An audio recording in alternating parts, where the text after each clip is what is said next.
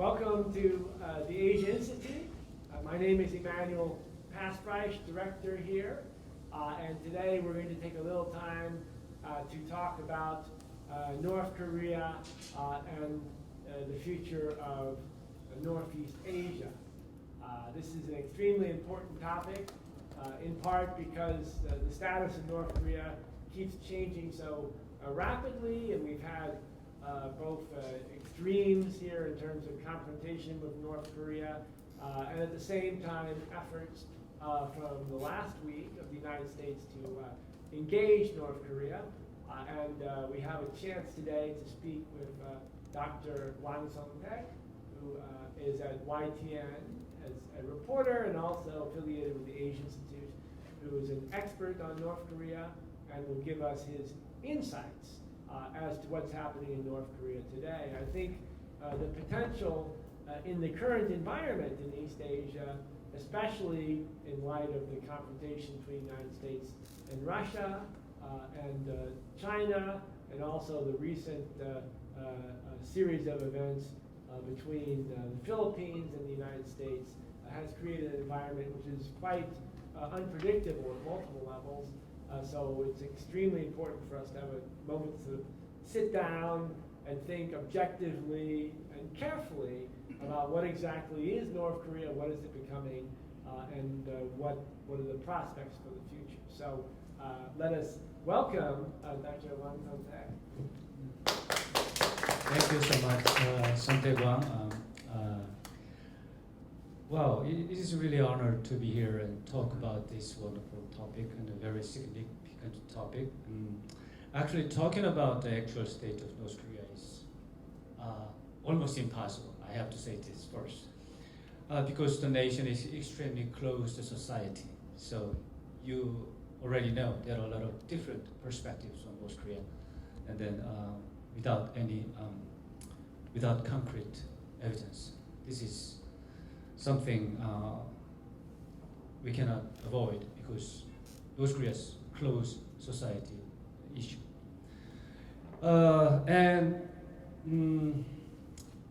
There is a strong level of strategic propaganda from the regime of North Korea. That is another element.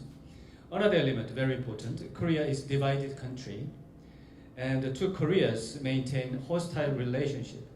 It makes people of both countries very difficult to say neutral comment. This is very important, I think. Neutral comments can be easily criticized as betrayal in North Korea, in South Korea too. But I think there is a small window of history by which we can get some picture about the North.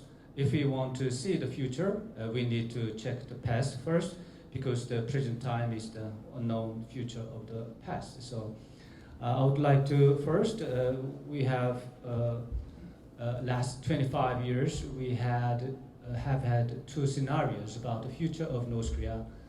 That was first a collapse one, another one is survival. The collapse theory was dominant and has lasted until now, 25 years. There were piles of predictions on the imminent collapse of North Korea within 3 years. Within 3 years, in 1991, 1992, there were a lot of predictions. North Korea would be collapsed in 3 years. Some people say 3 days. But North Korea did not collapse and is still survived.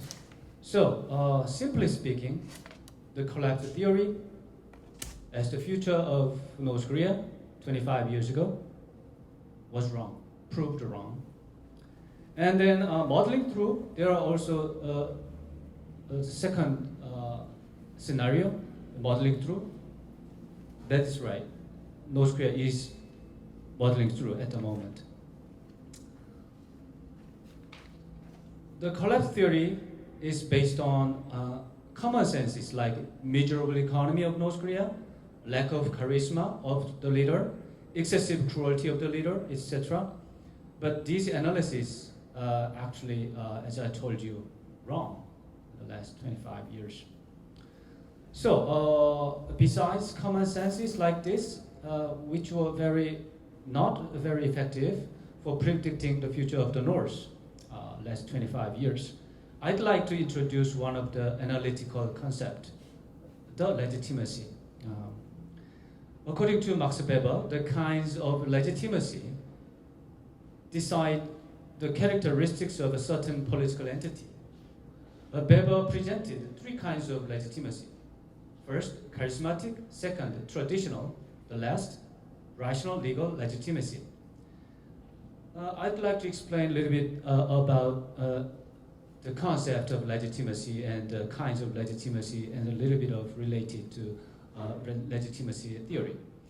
Charismatic legitimacy comes from the leaders who showed extraordinary talent. The kind of leader destroyed existing order and create a new one. They make people to follow. We saw this kind of leaders when a new dynasty begins or a coup d'etat is made.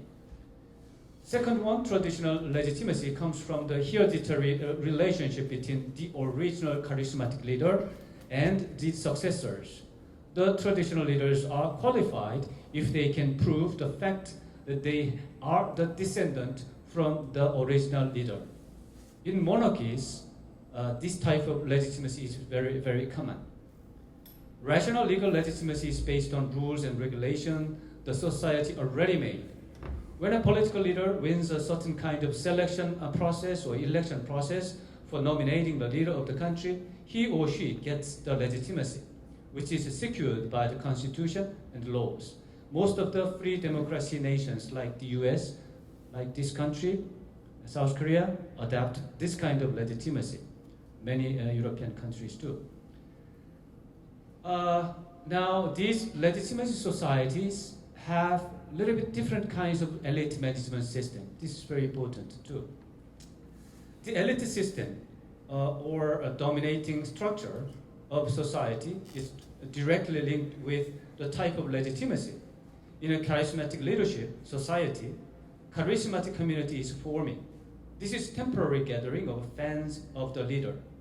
Elites share some important jobs for the leader, but the roles and missions are fluid. This is very important, not fixed at all. The benefits or disadvantages are all decided only by the grace of the leader. The access distance to the leader really matters for the promotions and demotions. Traditional legitimacy society has a patrimonial system.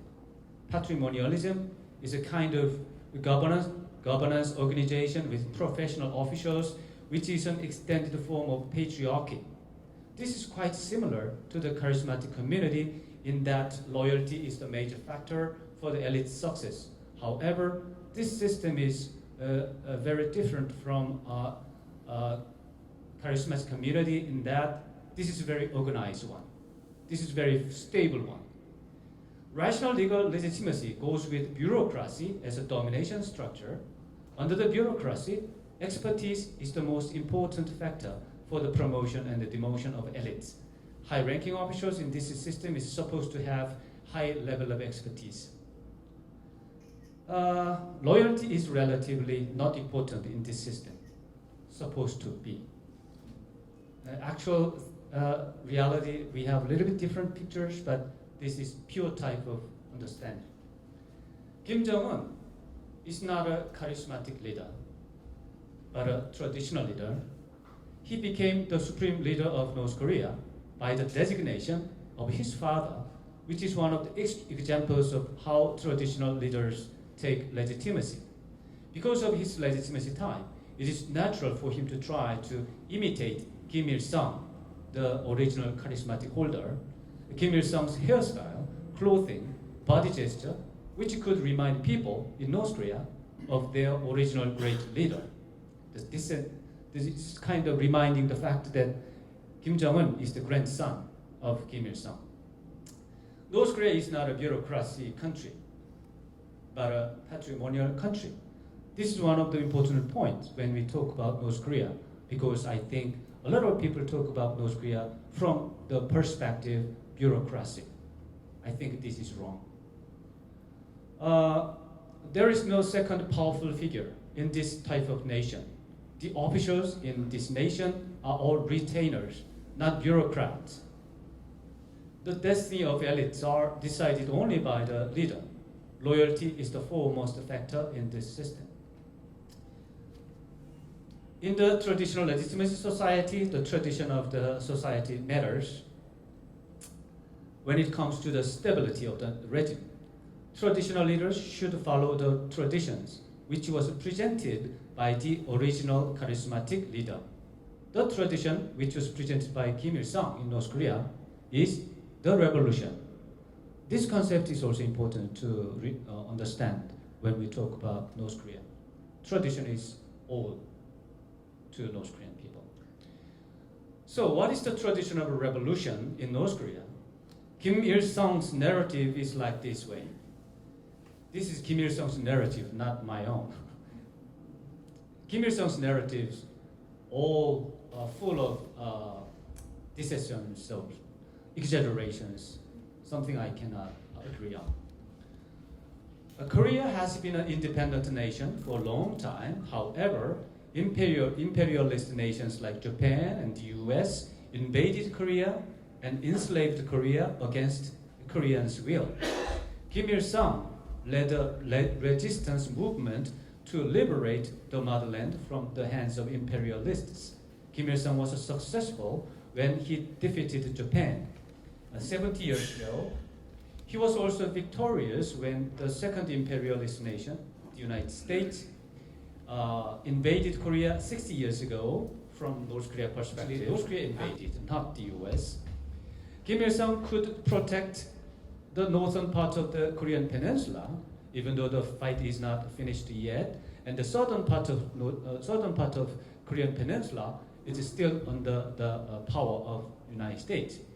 Fighting against imperialists and constructing a self-ruling nation state is the content of the revolution, and is the great promise of the great leader Kim Il-sung in North Korea.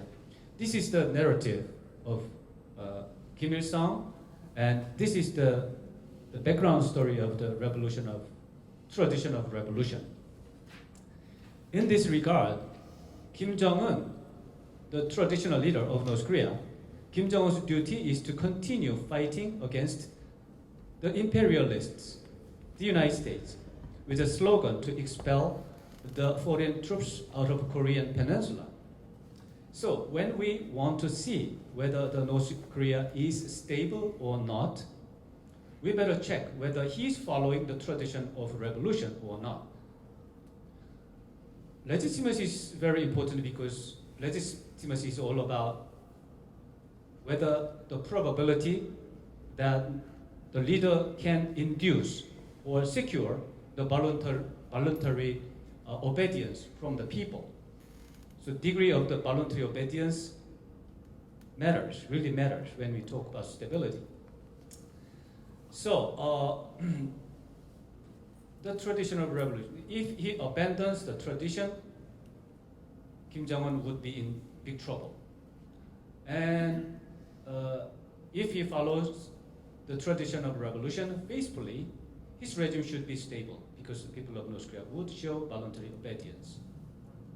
So as he looks following the tradition at the moment, there is no reason to believe that elites or people in North Korea would question about his legitimacy. This is the reason I believe North Korea at the moment is stable. There were lots of brutal punishment on high-ranking officials, including the leader's uncle. However, severe punishment can be possible under traditional legitimacy society if the official is regarded as doing something betrayal. The leader is supposed to use benefits and punishment in order to secure the loyalty from elites. So, though the execution of his uncle might show the brutality, his personality as a leader, something, it is not appropriate to use as an evidence for instability of the regime. So North Korea would not collapse as long as the leader follows the tradition of a revolution. As the nation has lasted 20 years, it can be also possible for North Korea can model through another 20 years. The different point between the last 20 years and the coming 20 years is that North Korea is enhancing the capability to survive by their own. So the possibility of collapse of North Korea is getting smaller year by year. This is logical conclusion, my analysis. This is quite different from common sense, common argument. This is embarrassing, but I have to say, this is my conclusion. So now we can have another question. So North Korea is stable, okay? North Korea is stable forever. This is another question. Explaining the stability of North Korea at the moment is one thing, and talk about the future of the regime is another thing. So there is one more point to watch when we talk about the future of North Korea. It is the domestic political cycle. I think every entity has its own domestic political cycle. The cycle is all about the renewal of the legitimacy. The legitimacy should be renewed because people and elite simply forget it as time goes by. The cycle in rational legal society is following election schedules, 4 years, 5 years, 7 years. Even charismatic leader should prove his or her extraordinary power periodically, maybe 4 years, maybe 5 years, sometimes 2 years. In the traditional legitimacy societies, leaders could use national anniversary events to remind people that he or she is doing the job which was succeeded from the original charismatic leader. The successful reminder means that the legitimacy is endorsed again and the leader can enjoy another comfortable round of ruling cycle. For Kim Jong-un case, it is not clear which political events are the cutting line between the old cycle and new cycle. Actually, I thought 5 years ago, 4 years ago, Supreme People's Assembly cycle might be the one option because his father, Kim Jong-il, followed the Supreme People's Assembly cycle at his domestic political cycle. But Kim Jong-un actually talked about a 5-year economic development strategy last May. This is a little bit strange because Kim Il-sung proposed year-based economic plan, and under the Kim Il-sung regime, economic plan was the kind of standard kind of domestic political cycle. So we need to watch North Korea a little bit more in order to exactly identify the characteristics of new domestic political cycle. Because Kim Jong-un showed a little bit of this and a little bit of that, so we need a couple of more years. Which one is real political cycle? Now it is time to talk about the future of North Korea and the implication to the region. I think North Korea would not collapse soon. This is one of the points we have to say in the first stage. North Korea will survive, modeling through fashion as it has been for 3 decades. There are new kinds of sanctions and pressures from outside the world. However, the effectiveness of those sanctions and pressures, I think, very limited, because the size of the North Korean economy is extremely small. The sanctions cannot cover the underground economy, and the business methods are changing constantly. That means sanctions is difficult. North Korea can rely more on China as the situation gets worse. That is another exit for North Korea. The North is trying to take advantage of the outside pressure and sanction in order to enhance the level of ideological unity of the nation. That is strengthening the legitimacy. All those elements come down to a path to enhancement, the survivability of Kim Jong-un regime.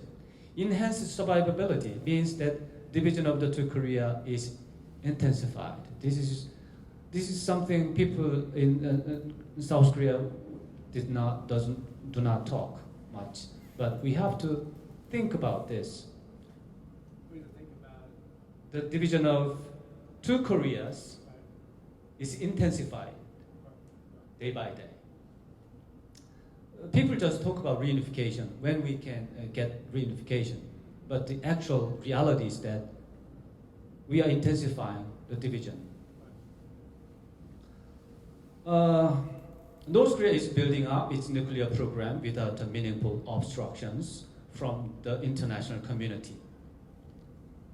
South Korea needs much more weapons, actually, and should spend a huge amount of money for buying them.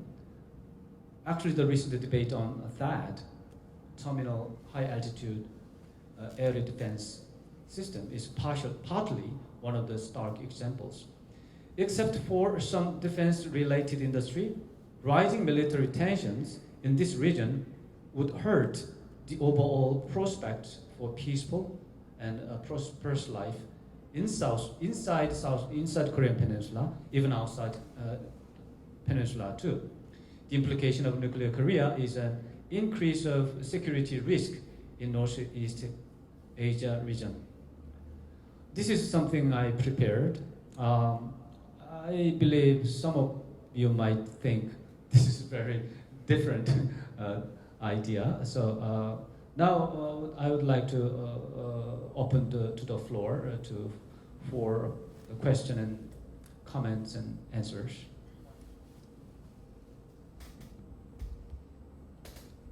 Excellent. Well, we're open for any comments or questions relating to the status of North Korea and its prospects for the future. We didn't really have a chance to talk yet about the other players, right? China, the United States, Japan, and Russia. But we will have certainly a chance to discuss that as well. Please.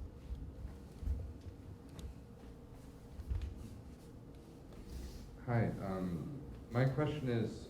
Introduce yourself. My name is Tom. I'm a student at Seoul National Graduate School, and I'm currently taking courses on North Korea. Oh, wow. Great. My question is, Kim Jong-un likely to use guerrilla tactics and terrorism like his father did in order to destabilize the South? Do you think that's something he will continue to do in the future? Yeah, I perfectly agree on that. Kim Jong-un is North Korea is underdog since the end of the Cold War. The economic situation in North Korea is miserable. Their military readiness is quite low. So North Korea is clearly the underdog relatively to the military posture of South Korea. So North Korean national goal is unify the whole Korean peninsula, and they never ever erase the option of military attack. So yeah, from North Korean side as an underdog relatively to the South Korea, this is very rational. They take a guerrilla tactic, very effective. Right, their side. From our side, we have to protect. Well, I mean, for example, this has obviously been true for a long time, but we don't have. If you compare with, say, what's happened in Turkey or Syria, nothing like that is happening, right, in North Korea or South Korea now, right? So terrorist attacks or blowing up buildings and things like that. So do you think that is that a risk, or do you think it's controlled just along the DMZ, some small incidents? I believe the military tension between South Korea and North Korea too much difficult with each other. So the risk one side make provocative first, the other possible retaliation. The other side is too much. So the level of the risk is too much. So I don't think terror things happen in this country, even though the North Korea did that 5 year 2010, they shot and break the naval ship by two, and then bomb shells on Yeonpyeong Island. So it was a serious provocative actions. So South Korean side really angry about that. The degree of the tension between two sides are quite high, and then retaliatory actions from South Korea and the United States quite high. So North Korea took some damage from that attack. So that kind of situation applies to North Korea and South Korea too. So that kind of terror, I don't think it is possible. Other questions?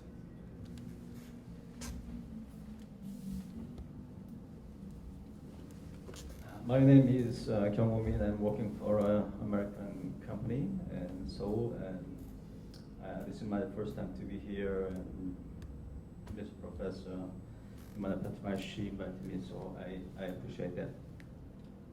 I think I have 3 points. First of all, I agree to your point, your idea why North Korea would not collapse based on the legitimacy of traditional descent from his grandfather and father to himself. And I agree to that because we understand Korean culture, and we must understand Korean culture. As we know, it's a kind of monarchy, and it's a small king, every family and every business, actually. It happens not only in North Korea, but happening in Korea as well. That's for sure. So, for example, just take a look at Chaebol, the conglomerate in Korea, and they just behave like Kim Jong-un, exactly the same way. Their staff are just do not, go passing, just like Kim Jong-un will kill someone who go passing. So it is happening more or less. North Korea made it much bigger way, but in South Korea makes it smaller way. But basically, the culture is the same. And that's based on that belief, I agree to you. And the legitimacy from traditional descent exists, and it is our culture, and it will not change it easily, quickly. So in that sense, I don't believe that Korean people imagine or expect that North Korea to collapse soon in 3 years or 3 days. It's nonsense. And it is especially a nonsense because Korea should understand Korean culture, and we expect that collapse.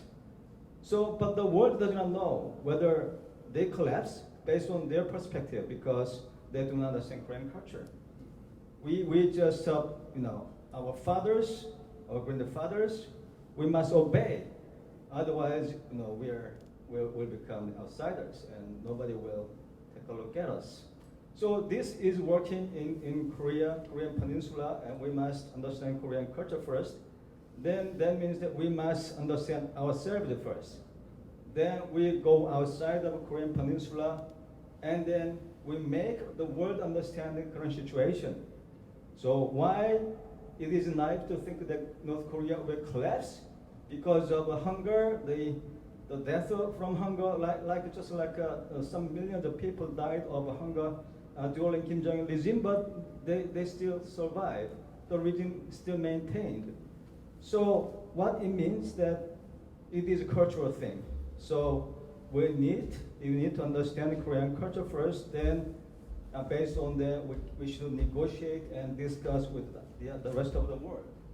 So, for example, we have a lot of examples about the very strong brutal regimes actually collapsed, like Libya and Iraq and is it Poland? Ceausescu died, and a Libyan leader died, and the Saddam Hussein died. Actually, they were killed because the people who did not protect him from collapsing. So that's the big difference from Korea and Korean culture and their cultures. That is one point, so I agree to that. Second one is Well, there must be some potential possibility that maybe Kim Jong-un's regime will collapse. If because he's so fat and eat a lot and drink a lot, he may have a heart attack. Nobody knows, and that is one scenario. The other thing is that he should continue development of nuclear power because they think, or the people are brainstormed to believe that this is the only thing that they can survive against the rest of the world. So they will anyway continue to develop their nuclear power, and the superpower, maybe especially in, the United States, will not allow them to continue that because it's a threat to U.S. and to the neighbor countries.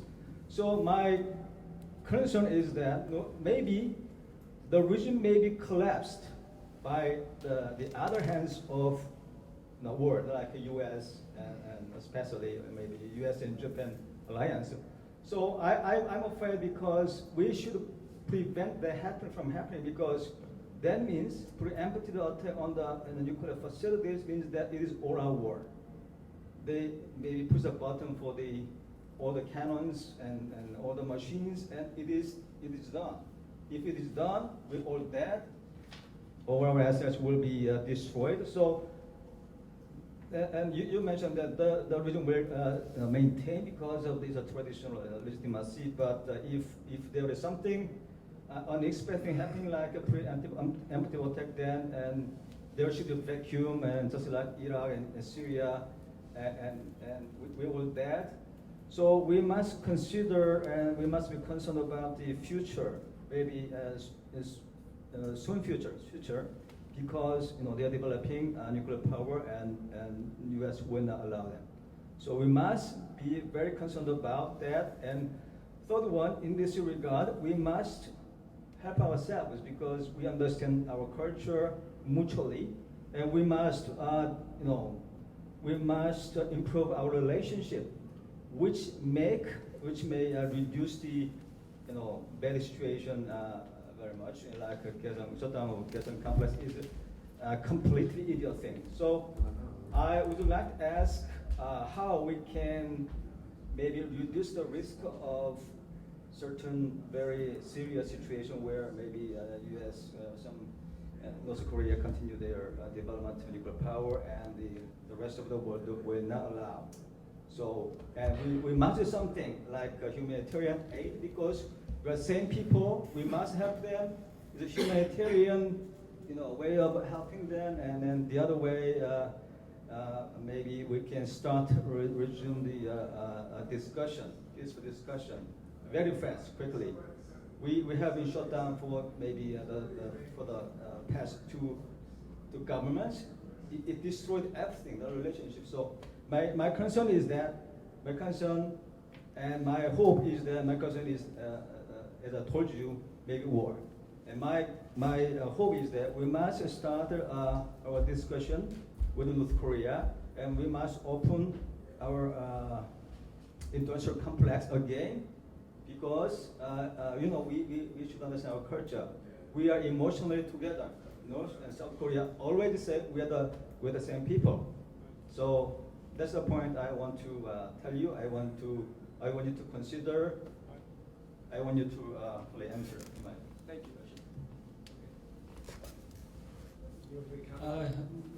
Actually, most of the points I agree with you, so I don't think I have more points to add that.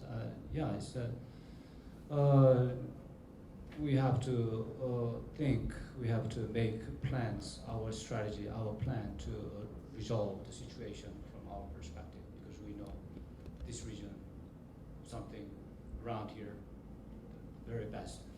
And then we have to prevent the tragic situation like war. So we should get some good strategy to resolve the situation peacefully and so that we can make peace and prosperity. So yeah, all of the points I agree. Okay, can I? Well, I think we should maybe some other people talk as well. And I just want to make a short comment that was very good, that made the distinction between collapse of North Korean regime and the end of the Kim Jong-un administration, right? You could have the end of Kim Jong-un's administration. It doesn't mean that the whole North Korea would fall apart. These are really two completely separate that is things. also, that is a very important point. Collapse of North Korea and collapse of Kim Jong-un regime is totally different one. So even Kim Jong-un died or by some reason, that does not necessarily mean the collapse of North Korea. So this is another point we have to clearly understand.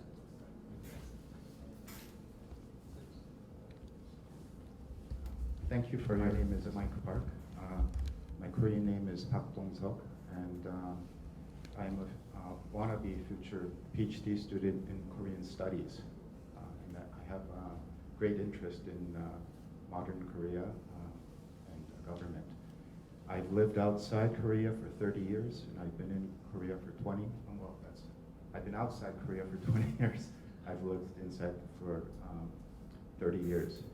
My question to you is that when I am outside of Korea, maybe in the United States, Thailand, places I've lived, I look at North Korea, and what I see is a government, one that is of a dictatorship. I look at North Korea as a military dictatorship. And so many South Koreans, like in the 1980s, marched along in the Seoul station, 독재 타도, 독재 타도. This meant, let's get rid of this dictatorship and build a democratic society. But what I see in today's politics, and many adults my age, about 50, 60 years, they do not mention one word about North Korea's dictatorship. So that's very strange to me from a social perspective, why people don't denounce North Korea as a dictatorship. And this is very important because under the dictatorship in South Korea, the common people gave up so much fundamental human rights, and South Koreans suffered because there was a threat potential from North Korea. And some of that is still going on. And today in North Korea, people are not just suffering, they're starving because of the potential threat from these imperialists in the South and the South Koreans. So I think when we characterize North Korea, we should also consider the fact that they are a third generation dictatorship. And it amazes me still that I don't see people marching along, denouncing North Korea's dictatorship and their leader. So that's one comment. What I also heard recently is that people who are coming down from North Korea, the foreign diplomats and so forth. You mentioned the Hyungmyeong or the legitimacy or the mission of the North Koreans, to get rid of these imperialists. That was ongoing through the late Joseon dynasty, when people were coming in and trying to open up our ports and etc. But what I heard is that people no longer feel that Kim Jong is this comrade. He's no longer a Dongji, because he's killed so many leaders in his boat. He's killed the captain, I think it's his uncle. So many people are getting nervous in the elite band in North Korea, and they don't feel that this leader is somebody I respect, is somebody I should fear. So I think his power base is getting depleted. And so this, in a combination of commercialization, if we look at Europe and how the monarchs fell, it's trade and wealth that brought down the power base. So I think over the next 5 to 10 years, increased trade with China or some other commercial aspect, along with the depletion of Kim Jong-un's power base and their mission, could indeed create a significant change for North Korea. And I think South Korea is really not ready to accommodate all this. Because we look at the German unification case where about 200,000 people went into Hungary, and then all of a sudden something happened. Today, although Park Geun-hye said that we welcome you, we don't see 200,000 people going across into China and coming down to South Korea. We are not ready for that.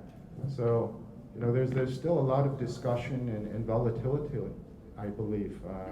You may not agree, but that's just some of my observation I'd like to share with all of you who have this interest in this.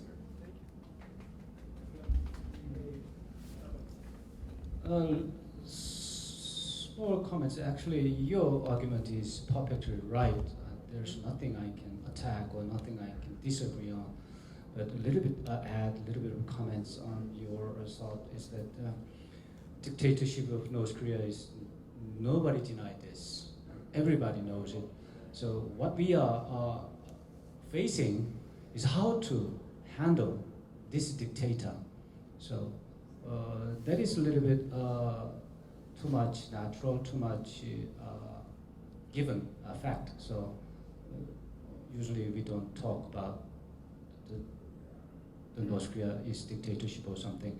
Actually, North Korea has more than 100 problems they have, from a political side, economic side, a cultural side, everything. So everything is problem. Everything is much more toward devil or evil. It is totally wrong regimes, totally wrong nation. So what we are talking about at the moment is how to handle that, how to unify the two countries, how to make it. So denouncing, critics is actually, we have done that long time. We are doing that long time. At the moment, we cannot stop criticizing that. So that's the reason why we are such a trouble to make a good plan, good strategy, how to handle that devil. And then North Korea, you talked about a little bit of negative future of North Korea because Kim Jong-un is doing something bad and the elites and exiting. Actually, I cannot make a counter argument about that because that is something people talk at the moment, but I have to tell you this. We are an enemy divided country, as I told you. The neutral comments, neutral journalism, and neutral description of both sides, very, very difficult. So what we know and what you know, probably lopsided already. It's not easy to make neutral understanding. Even myself, I am following this story 15 years straight. And I have been talking with this North Korean issue, very, very high-ranking officials, very, very high experts, and top-level intelligence people. That is my conclusion. We are, even myself, is lopsided. How can you make neutral comments? How can you assure you are right? It is not easy. When we talk about North Korea, we have to be careful. Our information, our knowledge, our intelligence should be lopsided very, very seriously. That is my comment. Right. I would just say it's not just South Korea. I mean, the United States obviously has a very lopsided perception of North Korea, and we've had extremely serious problems as a result of this desire to misinterpret North Korea. As I once wrote, misinterpreting North Korea is the second oldest profession. So it's been a very serious challenge. And I thought maybe if I could ask just a few words. So in recent days, regarding North Korea, we've had a very unusual environment, right? The government in South Korea has been extremely harsh in its attitude towards North Korea. And the United States has gone back and forth, and most recently, and a certain degree of neglect, right? Not what they call strategic patience, but I think strategic neglect is maybe the better word. But more recently, there was an event which I think we don't really fully understand, in which the two, Ambassador Gallucci and Ambassador Petrani, had met with several representatives of North Korea and Malaysia, I believe it was. Malaysia, Kuala Lumpur. So could you maybe say a few words about the significance of that incident? What does that mean? What might it mean? Yeah, last week there were meetings of two sides, and some people think there is some kind of meaningful activities behind this meeting. But basically, I believe the meaning of this meeting is very, very limited because we saw that kind of events a lot in the past. North Korea and the United States, officially, there are big confliction between two sides, especially from United States government administration is asking North Korea, we want dialogue, but you have to show the willingness to denuclearize first. And then if North Korea show a little bit of willingness to denuclearize, North Korea, United States can dialogue, and even including the peace treaty regime too. But North Korean side clearly rejected. So North Korean side is trying to do something like a psychology war, psychology tactics against the United States government. So Ambassador Gallucci and Ambassador Tirani, I believe they don't have a serious connection with the administration of the United States. So their actions, their travel, their trip to Singapore, Malaysia is their own one, their own civilian activity. So as a civilian representatives or civilian institution, I don't think that is big, has big meaningful activities. So basically, I don't think it is a significant action, but United States government, I believe, try to understand what North Korea, whether there is a possibility North Korea is a little bit of changing its atmosphere or something like nuances or something. Especially, as I told you, United States, my understanding is that waiting, North Korea show first willingness to denuclearize. If they show willingness, they can enter. The dialogue can start. So they are big confliction. And then one of my interesting point from this meeting, I believe North Korean side showed a little bit of willingness about denuclearization. So Ambassador Tirani and Ambassador Gallucci would transfer what they learned from North Korean officials like this way. Tirani and they think North Korea showed indirectly the willingness to talk about possible denuclearization. It is time, the United States, to start the talk. Maybe United States government would be interested, especially the new government. That is my comment on that. I have a few questions.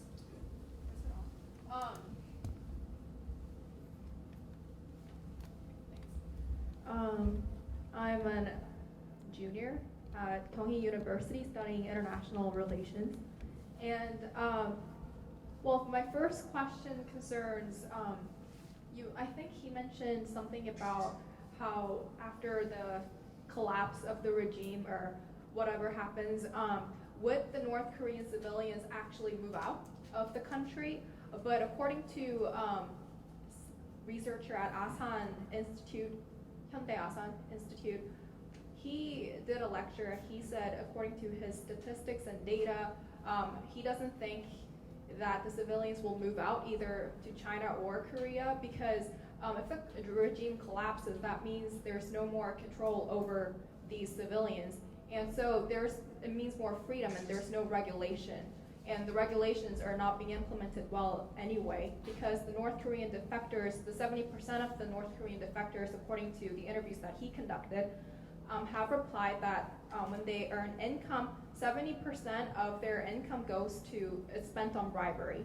So basically, when the regime collapses, then the civilians will probably just stay where they are. And also regarding transportation throughout North Korea, there's only one railway, which was installed back when, during the Japanese colonization.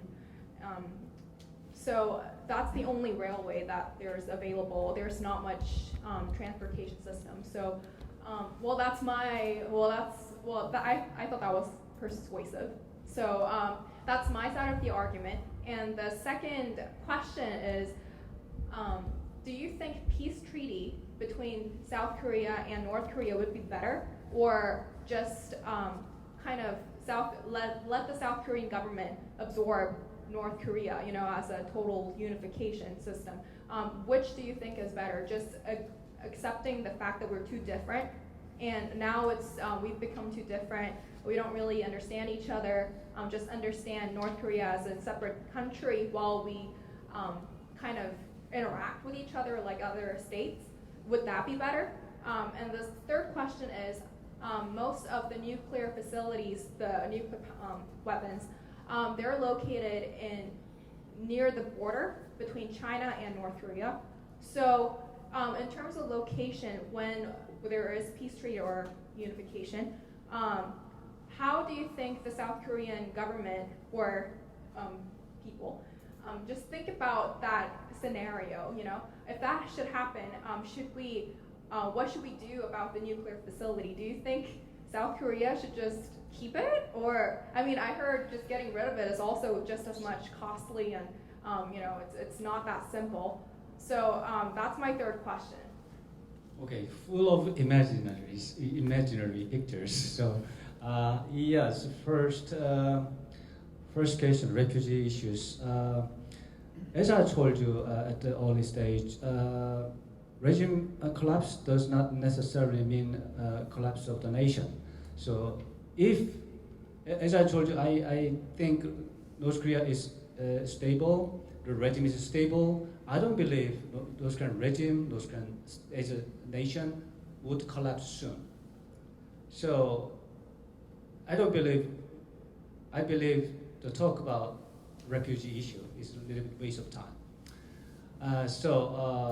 Even that line of thought, regime change does not necessarily mean the collapse of the nation, so there is no big problem. But there's one dismal scenario we would have if there is a war between two sides, South Korea and North Korea. That's going to be a big production, producing huge number of refugees from North Korea to Manchurian area, to even Japan, South Korea. Second question, peace treaty and total absorption. From a South Korean perspective, and as a normal person, best scenario should be absorption from South Korea to North by our own way. So peace should be a free democratic system, should be economic. Everyone's good at high one. Yeah. I'm sorry. From that part, I don't like that. So that is the first option I'd like to take, but we have to see the reality. This is reunification of two sides. So North Korea is an entity, political entity, is existing. So South Korea is also existing. But we are 50 million people, they are 25 people, we are double the number. So we are a little bit higher position with orthodox, so maybe 70% South Korean side and 30% North Korean side. We should trade some elements. So that kind of thing has happened. When we have that kind of process, peace treaty can be made. I've lost the third one. What was the last one? Should the North Korean regime collapse? Yeah. How should the South Korean? This is nuclear power. We should, simply speaking, we should abandon the nuclear facilities. There's no reason for us to continue to have that. We would not use that. We already, United States and China and Russia, they have huge amount of nuclear facilities. Just one small nuclear facility never ever help us. So for North Korean side, such a small economy, such a vulnerable political structure, such an isolated diplomatic situation, they regard nuclear weapon is meaningful. But from our side, a unified Korea, we are economically quite strong and politically very stable and reasonable. And then diplomatically, we are all over the world. We don't need that kind of nuclear facility. What's useful? There's no reason to have that. So should get rid of. Good evening. Yeah, thanks. Thank you, sorry. Thank you. I'm sorry, is it working? I'm sorry to have come so late, but I just wanted to make one remark, many remarks, but one remark about the peace treaty. That would all depend upon conditions. The North Koreans might not want a peace treaty if American troops or bases were still here. The North Koreans might refuse a peace treaty if the U.S. and the Republic of Korea maintained their alliance. Those would be two huge conditions to which North Korea might attach a peace treaty.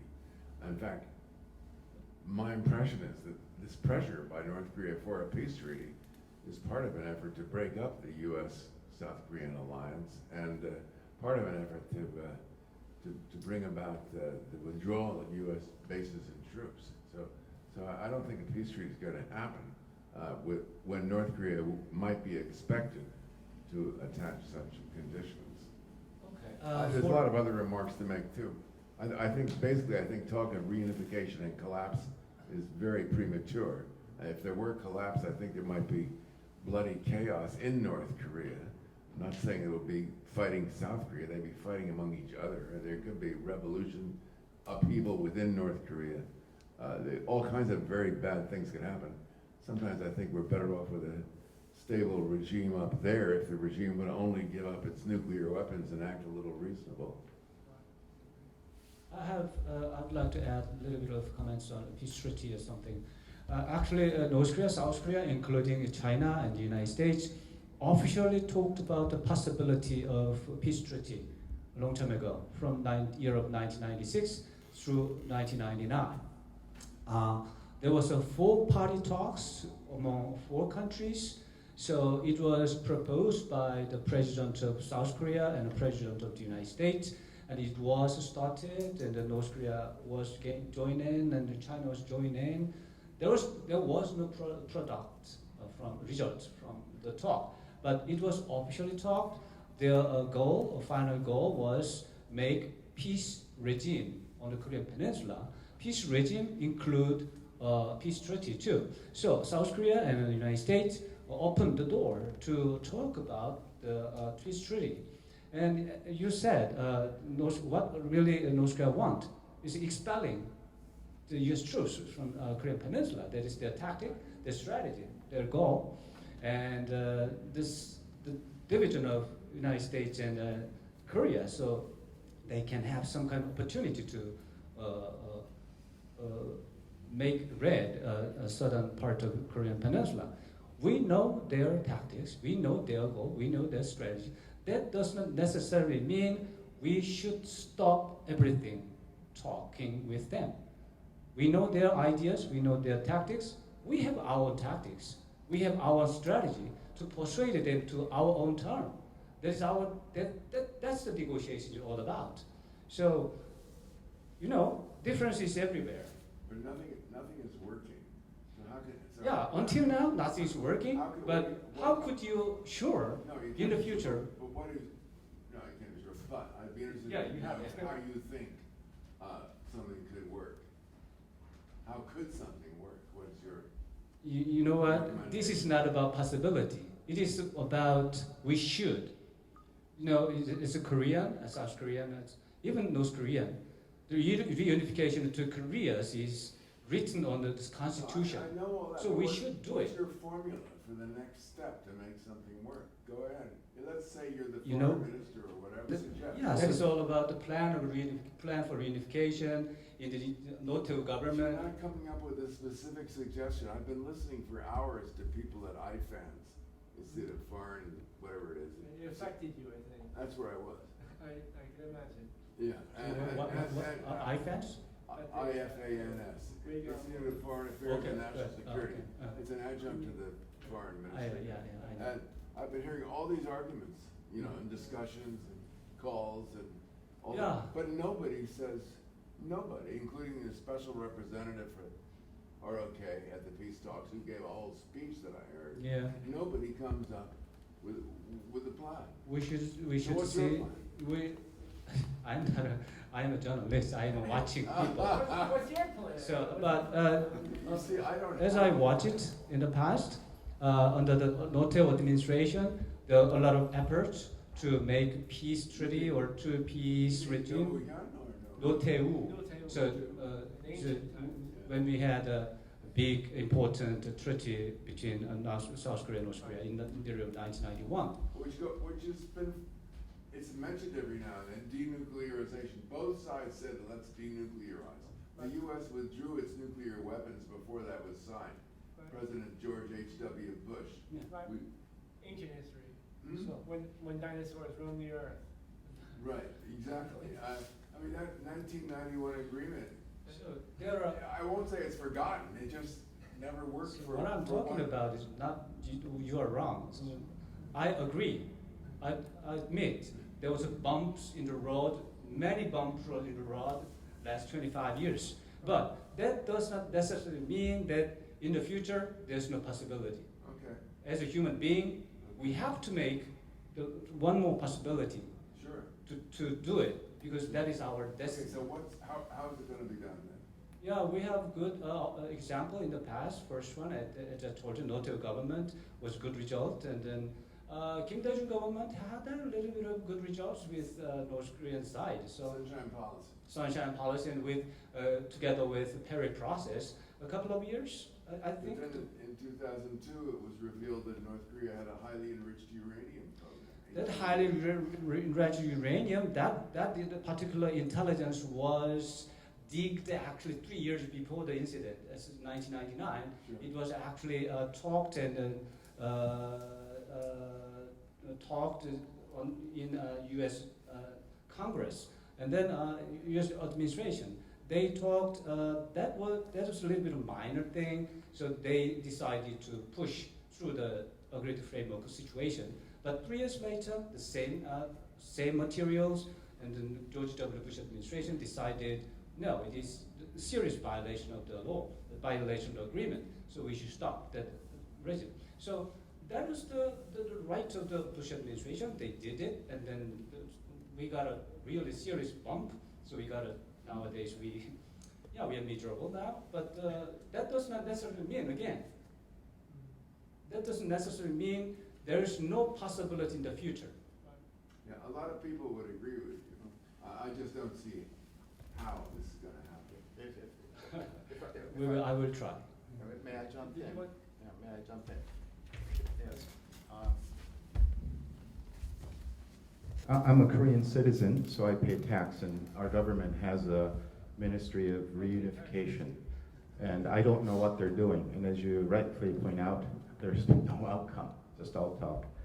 I think it's very important that North and South Korea leaders and not leaders, get together, and we need to talk about a constitution that embodies the values of the Koreans and how peace can reside in Korea. But I don't see anybody taking this initiative. They're just, every day in the Ministry of Unification, they're just getting their paychecks, looking up to their boss, business as usual. So that's one critical element that we need to talk about, because whether or not Korea is unified or not, we can discover the differences between the North Korean regime and the South Korean government of what is our core values and how we can discuss peace. So I think that's something very active we can do. Somebody mentioned aid to North Korea because of humanitarian needs. I don't think aid should go straightly to North Korea because it cannot be audited. We don't know. It's going into 39실, what we know. The accounting office of Kim Jong-un. So on the borders of China and North Korea, we can set up, we don't need South Korean companies should not go to Vietnam. They should go north, in Dongbei, and then build plants, give jobs. There are going to be plenty of, North Korean speaking, Korean Chinese and people like that. They'll create jobs. We need to create churches, you know, and temples along that border. Conduct good humanitarian needs. All money can be funneled in that, and eventually, it's going to get the good news is going to trickle into North Korea. That, you know, we are not this monster. You know, the U.S. I think really wants to get out of Korea. I really believe that. The U.S. wants to get out of Korea. And if a war breaks, I know that the United States government, no boots are going to be here. It's all going to be Air Force, you know, and just all Koreans like myself. I'm ready to go to war, but, you know, so I'm not afraid. But many of my friends are afraid because now it's not if, it's just when. And North Korea is going to continue on with their military investments. And what's going to happen is that if North Korea, people in Washington think that Korea is more a threat to U.S. security, all of a sudden, Middle East, you know, all this agenda is going to change and the world's going to focus on Korea. And we're going to have a lot of problems. So to defuse this, we need at a local level, not a third party, sixth party, somebody in the Korean government, like the Minister of Unification. He needs to step up and try to create an initiative to talk about a constitution that unifies us. And it can say that it can say in the Constitution, we don't like the United States or we don't like imperialism, because I know many people in the United States who don't like imperialism as well. So, but that dialogue needs to continue, and I don't see it happening. So I'm a bit frustrated as a taxpayer in Korea. This is the technical point of view. I frankly don't think China would allow all those churches and temples and factories.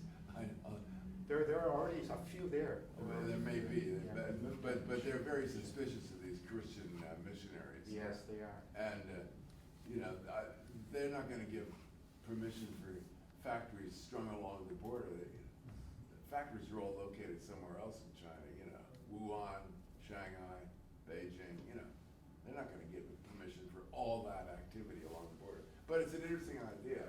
I'm just pointing that out. That's all. We get the Russians involved. That's another, you know, I'm glad you mentioned the Russians. I've just been reading a book about the Russian Far East. There's very little Russian involvement with North Korea. People talk about it, but there's not that much involvement. I spoke to a Russian expert the other day, and I said, well, what about Najin Songban, you know, Nasan? What about that? Isn't there traffic between there and Vladivostok? And this is a Russian expert who's from that part of Russia. He said, no, nothing is moving. It's not, I said, why not? He said, they have nothing to sell us. I said, how can that be? What about coal? Oh, little small amounts, maybe by train or something. They have the railroad too, of course, a historic railroad. He said small amounts, very, very little. And, you know, by the way, some of that coal that is mined in North Korea goes to Russia. And I think we pointed this out at a previous meeting here. It comes back to South Korea. Russians export coal to South Korea. Some of it's North Korean coal, but that's not an important point. I'm just pointing that out as a matter of interest, you know. But Russia is not doing that much. The bottom line is Russia is theoretically and should be an important player, and maybe wants to be an important player, but it's not doing that much. These are not to contradict your overall view, but just to make a couple of points, you know, that's all. Let me talk about the willingness to accept maybe the disposal of nuclear power is totally nonsense, because they would not accept it because Wait a minute, accept what? accept the willingness to get rid of denuclearization, accept denuclearization by North Korea as nonsense, because military investment, North Korea is investing in military. No, they cannot. They will not. They cannot fly the fighter planes or bombers, or they cannot mobilize their tankers That's why they only focus on nuclearization. That's the thing. Fundamentally, they think that this is the only way to maintain their regime. If they accept the nuclearization, maybe they think that they are making suicide. So they will never ever accept it, because everybody may know that. I think they will know that. So they will not accept. So how we're gonna do? What we're gonna do is that you are suggesting that you're asking what's the solution. And my solution, I think, is that maybe sunshine policy would work. How? Sunshine. I need Yeah. sunshine. Sunshine policy means, for example, Kaesong industrial complex. We know we are sending money to North Korea, and they may develop nuclear power. Of course, probably, but it is not proven. And according to some people, they know that they are most of the money going to the Kaesong people. Kaesong City has maybe 200,000 or 300,000, and 50,000 people working in a business complex, actually making money, earning money from South Korean companies, 120 something, and then they feed the 20,000 people there. Then money goes to the people for their food and for their commodities. And our journalism may be right, maybe wrong, because anyway, journalism it just likes to tell right in the newspaper that we are sending money to North Korea for their development of nuclear power. Maybe true, but maybe not. But anyway, just imagine 50,000 employees employed by South Korean companies can feed 200 or 300,000 people in Kaesong City, whole city. So sunshine policy, we may give them money for their military investment. I don't know, but maybe not. But anyway, we are making changes inside, and they get access to democracy, a little bit of the economic system and market economy, something like that. So they are changing, and they appreciate. The older people, North Korean people, know that we are helping, and it's emotionally very important because it is cultural thing. We are same people, so we help each other. Why did they shoot their cannons on island? We completely destroy the agreement between us. That's my idea thinking, because all of a sudden two passive governments show the sunshine policy, and all of a sudden shut down, and no more investment in Kaesong complex.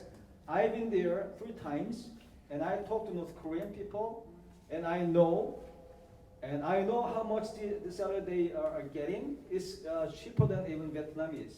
So we have maybe we could have a win-win situation. We open and expand and creating some changes, and they appreciate us, and we appreciate their cheap labors. And in this way, we move slowly to maybe it is not very possible in the near future, but the final reunification. The final reunification never happens unless the region just want to be split, divided. If reunification means the North Korean region should die, give up their power, it will not happen. But we must be cautious when we talk about their attack. Why they are attacking? Because they are so angry. They did it at the risk of war. It could not happen. It reflects the extreme anger by the North Korean government, because they thought that we broke the agreement. Actually, they did that in retaliation for some shelling by the South Korean side. Yeah, but it happened in the past 2 So why do they including. sink the Chonan? Never mind, that's another issue. Why do they sink the Chonan? Well, they're angry because all of a sudden, Lee Myung-bak government stops, sending, expanding investment in North Korea and push for the denuclearization. That is the first condition, but which I thought would not happen. So that's Who's why gonna they happen? sent to China? We don't know if, they say, we don't know, I'm not sure, but mass media says What that don't we know? it's not approved anyway in any, What don't we know? Well, the North Korea. Yes, it's torpedo, they shoot torpedo in the Cheonan vessel, the combat. There's a huge, very detailed report on that thing. I don't know, I But North can Korea access to doesn't, those North Korea details. did not, North Korea says they, or they, what was their? I'm sorry, did they what? What's North Korea's position about it? Of course, they say they didn't do it. They said they didn't do it. They denied. Completely denied. Yeah. They, well, I talked from maybe Kaesong complex and the employees, South Korean people telling me they deny, all the people in North We know Korea they deny. deny Cheonan Han. Of course, they denied the Cheonan, Yeah. but the detailed, highly detailed report explains exactly how it happened. So, Right. Go ahead. Do you want to say anything before I? Well, I think we should probably have like one or two short comments, and then we should probably try to end by 7 o'clock. But go ahead. Yes, you were not here, but I mentioned that North Korea, in my view, was more than anything else a dictatorship. I think for peace to reside in this region, I think it's not going to happen. But I think North Korea should adopt elections or some other form to transition some power shift within their own company to within North Korea to a different person or entity or body. Because with Kim Jong-un in power, he's never going to let that go, and it's going to continue. So, South Korea, we've had our troubles, but we have elections. We've passed power and peace and so forth. So we're a very mature society in terms of the civilization. North Korea is very backwards, so they need to step up and change their society. Otherwise, the tension's going to continue, in my view. That's just my observation. Okay, yeah, I cannot disagree with you. This is natural, is 100% right. But this reality we are facing, that those guys are bad guys, and then they had a bad system, and then they are maintaining bad system. So what we are doing at the moment is how do we handle, how do we persuade them, how do we make them to our tongue. So it is a little bit different, a different situation. I would like to give one last word.